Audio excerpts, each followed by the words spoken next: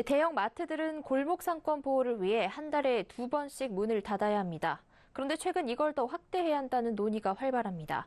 의무 휴업 일수를 늘리고 규제 대상도 확대해야 한다는 건데요.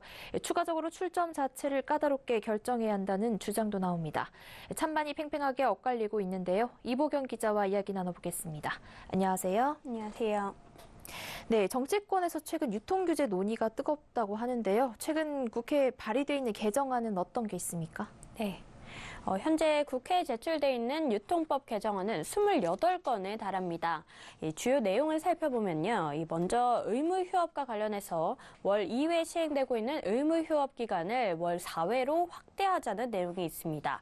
또 이 의무휴업 대상에 대해서도 복합 쇼핑몰로 확대를 해야 한다라는 내용이 있습니다. 또 대규모 점포 출점도 어려워질 것으로 보이는데요. 이 대규모 유통시설에 대한 출점은 도시 계획 단계에서부터 검토하도록 해서 입지 제한이 가능하도록 한다는 계약입니다. 또 점포가 세워지는 지자체뿐만 아니라 인접 지역과도 협의를 의무화하는 등의 내용을 담고 있습니다. 네, 대규모 유통시설의 규제가 대폭 강화될 것으로 보이는데요. 파장이 클 것으로 예상이 되는데 업계의 반응은 어떻습니까? 네. 우선 전통시장 상인들은 환영하고 있습니다. 이들은 대형 유통기업들이 골목 상권의 침투함으로 인해서 큰 피해를 보고 있다면서 모든 대규모 점포에 대해 출점과 영업 규제를 해야 한다는 입장입니다. 아무래도 이 대형마트가 문을 닫아서 갈 데가 없으면 시장으로 와서 매출이 늘어날 거란 겁니다. 네, 그렇다면 실제로는 좀 어떤가요? 이게 규제 실효성이 있느냐라는 논란도 있던데요. 네, 그렇습니다.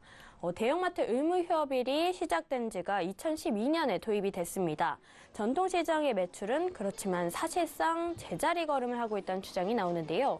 이 소상공인시장진흥공단에 따르면 개별 전통시장 일평균 매출액은 2012년에 4,755만 원에서 2015년 4,812만 원으로 3년 동안 60만 원 정도 늘어나는 데 그쳤습니다. 대형마트가 한 달에 2차례 문을 닫았지만 이 전통시장이 반사이익을 얻지 못한 것으로 볼 수 있습니다. 또 조춘한 경기과학기술대학교 교수가 2010년부터 지난 6월까지 경기와 대전 등 6개 상권의 대형마트와 인근 전통시장 카드 사용액을 조사한 결과를 봐도요. 2014년부터 대형마트 소비가 줄었고 2016년부터는 전통시장과 개인 슈퍼마켓 소비가 위축됐습니다. 반면에 같은 기간에 편의점 소비액은 4배나 증가했고요. 또 온라인 소비액도 2배 이상 늘었습니다. 이 문을 닫은 마트 대신에 편의점과 온라인을 이용한다는 것을 알 수 있습니다. 또 중소 자영업자들도 의무휴업 규제가 무의미하다는 주장을 펼치고 있는데요. 일요일에 대형마트가 쉬게 되면 오히려 주변 상권 매출이 떨어지는 등 효과가 미미하다는 게 가장 큰 이유입니다. 또 오호석이라는 골목상권 살리기 소비자연맹 상임 대표는 5년 전에 대형마트 의무휴업을 이끈 주도자 중에 한 명입니다. 그렇지만 이후에 오히려 소비 위축이라는 결과만 가져왔다면서 오히려 규제 일변도의 정책 방향을 바꾸라고 촉구하기도 했습니다. 또 실제로 일부 지자체에서는 상인들이 먼저 의무휴업일을 기존 일요일에서 평일로 바꿔달라고 요청을 해서 실제 주중으로 옮기는 사례들도 많아지고 있습니다. 네, 이 의무 휴업과 같은 규제로는 골목 상권 살리지 못한다는 얘기인데 그렇다면 어떤 정책이 나와야 하는 걸까요? 네.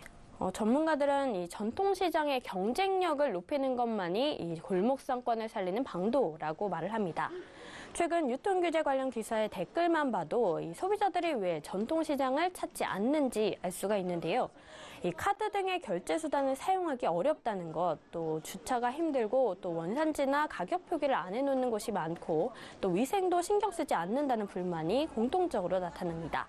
이런 문제들을 해결하기 위해서 쇼핑 편의성을 높이는 노력이 선행돼야 할 것으로 보입니다. 또 맛집이나 이 여행 코스, 쇼핑 메카처럼 주변 상권과 연계한 그 시장만의 차별화 전략에 대한 고민이 필요합니다. 이 전통시장 살리기 성공 사례로 꼽히는 서울의 통인시장의 경우에는 이 조선시대 엽전의 개념을 응용한 자체 통용화폐를 만들고요. 이를 사용해서 시장 안에서 다양한 먹거리들을 뷔페 이용하듯이 자유롭게 도시락에 담아 먹을 수 있도록 하는 것이 명물로 자리 잡았습니다. 또 대형마트와의 상생도 눈여겨볼 만한데요. 이마트는 최근 자체 브랜드 전문 매장인 노브랜드를 전통시장 안에 유치하는 노력을 하고 있습니다. 이 당진의 노브랜드 상생 스토어 1호점이 첫 사례인데요. 이 노브랜드는 이 생활용품과 과자류와 같이 공산품을 주로 취급하고 전통시장과 겹치는 물품은 팔지 않도록 했습니다.